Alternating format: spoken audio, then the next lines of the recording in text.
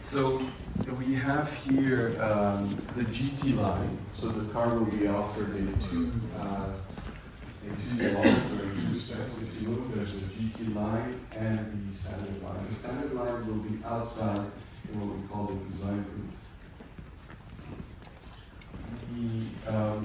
The GT line here is in this matte blue, which is exactly the same color that was on the concept car. And actually, at the time of the concept car, we had no idea we would be able to make it in production. So I'm actually very happy we were able to make this kind of matte blue in production, so it's ocean blue in matte. I'll talk about the proportions briefly because, again, I think that's something really important. I mean, all of you know that EV architecture allows for different things in terms of design, and this is obviously no different. With EVs, wheelbase is very important. The length of the wheelbase is very important because of the battery size, being able to put as much battery as possible between the wheels. So that, from the get-go, from the design point of view, that's an engineering advantage that we get. So we get the long wheelbase. And that means, of course, with, let's say, optimized footprint, small overhangs. That's also not something very obvious for a brand like ours. Maybe more premium brands have that, let's say, more in their history, having a very short front overhang and short rear overhang. In the case of a SUV, that's super important, not only the front but the rear as well. And this really, I think, gives the car really very good proportions. The wheel size, again, very important for us designers, the wheel to body proportion. And with an EV, that is something that comes, let's say, with the nature of the technology, as the car with the battery is quite heavy, so the size of the wheels is very important. So that's the basic sense, which I think I personally believe is really good with this car. And then we try to do a few things in terms of design character or design proportions. As you probably know, in the US, there's a Telluride. And Telluride is as well the three-row SUV vehicle that we have, obviously not an EV. So for us it was important because the US would be obviously a very important market for this, to have a clear character differentiation. And in the case of the EV9, we wanted this flagship character to show through the stance of the vehicle. So the cabin is quite high. You can see the roof line is super straight from front to rear. But that is important because we wanted the rear to feel very upright as well, for the character as well as for the roominess. So we do have a third row and we'll be able to drive with what we think would be very generous headroom as well as room. We have a pretty upright rear glass, again for that feeling of stance and presence in the rear, very again. Like volume in the rear gives the vehicle a certain power. I mentioned the straight roofline character, but actually the roof itself does go down quite a bit. Again, that's very important for aerodynamics, or not again, but that is important for aerodynamics. So we wanted this more upright, more boxy character, but we wanted aerodynamic to be as efficient as we can get it in that character. The drag coefficient is about 0.28, so which we think is actually very good for this type of typology. And this typology was important again for character, but for roominess. This is a family vehicle. These are three rows where you can sit really quite comfortably in all three rows. Then working downwards, one thing that we have is a pretty low belt line. So the belt line, usually on SUVs we try to make a high belt line, so high we have a high belt line and usually a high shoulder line to give the car again a lot of presence. In this case, what we try to do is work with a low belt line, but have, maybe we can just leave the car closed, because it closed.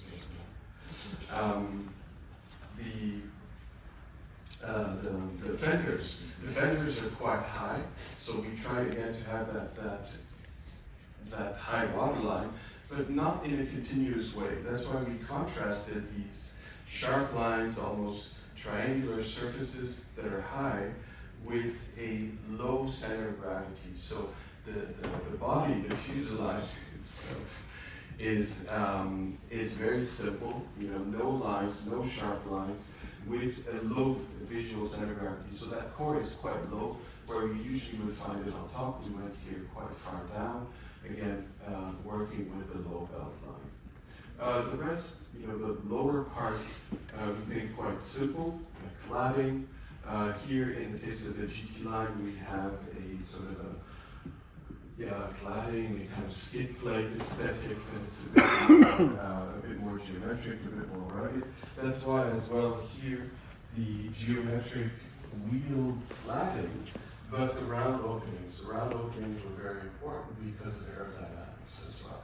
So we tried to keep these as compact as possible, but give the impression of these big open wheels through the cladding. Maybe we can move to the rear, and then I'll finish in the front and we can go interior. The rear, in essence, is really quite simple. We talked about, we wanted to have this upright rear glass, so you can see as well here, compact, very upright.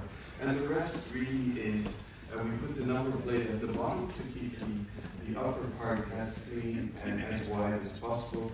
You really see two lines that go from side to side. And with our tail lamp graphics, what we have here is the signature that we will repeat on our cars. We won't repeat the same signature, but the principle is what we call the star map. So the star map is really, as you see images of star maps, where you have very thin lines connecting the stars. So that's why you see the endings here that are a bit thicker, a bit more presence, and the rest of the lines are really very simple and as lean as possible. Here the GT-line with a bit of a different skid plate aesthetic that you'll see on the standard model on the side. And we can move to the front quickly again.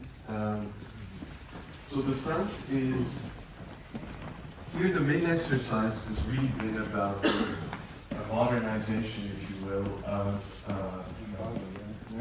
the Kia tire nose. So every Kia today has a tire nose, and the tire nose is, we can explain it in different ways.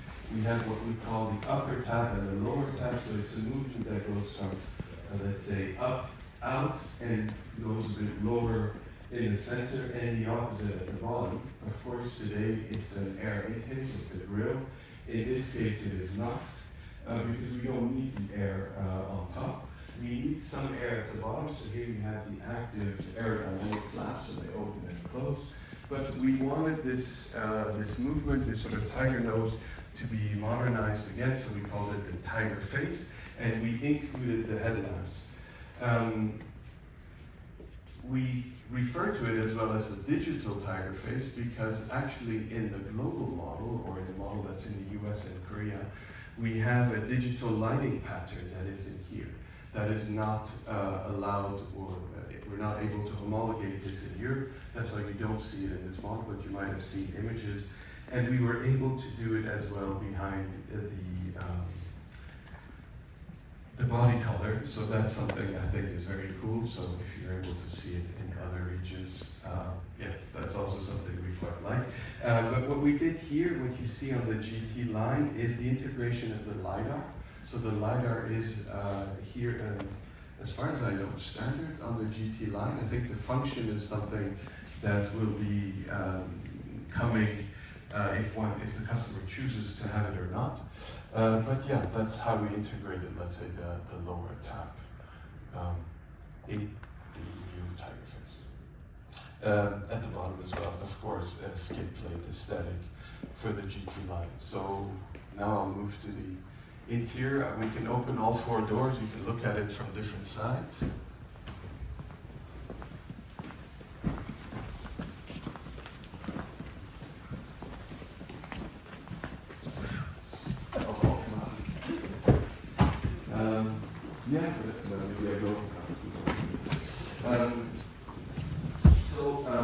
I mentioned briefly the architecture, the E-GMP architecture. Of course, one of the great things about EGs for designers is the flat floor. It might not sound like very much, but the flat floor has great advantages because it really allows us to design the space differently. An EV architecture allows for another thing that might not seem so important, but I think you'll see outside we have a display of it as well, is to design the HVAC differently, to design the climate module differently. Being able to put some of that volume under the hood allows us to design the dash differently. So that's why you clearly have a disconnection between the console and the dashboard. We want the dashboard to feel as wide and as clean as possible, and really feel like we have a connecting space between the two front seats. And that brought us to the main principle of what we did. We tried to not only design the objects, but design the space between the objects. So you'll see really here we designed with space in mind, and that's why you can see the dashboard, the console, and the door, where you usually find a kind of positive volume. We try to create a negative volume and remove all the unnecessary volume to leave space for the users. One last word is you see here our new HMI system, our new screen, where you have two displays, two 12-inch LED displays or LCD displays, and then we have one small climate control display between the two. So please take a look at that as well, where you can control digitally the climate, as well as you have a few basic buttons that we feel are the ones that you need access to, whether it's temperature control or volume control or different climate modes. You also have some hidden until lit buttons below the screen that allow you to access the map, the navigation, and so on. So when the car is turned on, you can see those. And that's it from me. So I'll stop talking now. You can enjoy the vehicle. If you have any questions, please.